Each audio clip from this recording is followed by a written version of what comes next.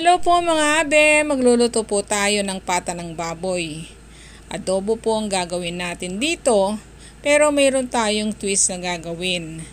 Ang pata ay maayos na-chop na, inugasan na, lagyan ng luya, bawang, sibuyas, bay leaf, gulgol, kalamansi, konting suka at tinubigan ko na, may toyo na rin po ito.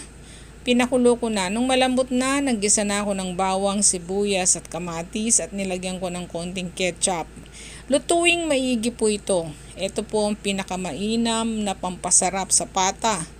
Hayaang madikit na sa kawali ang ating kamatis at ketchup bago natin ihalo sa ating pata.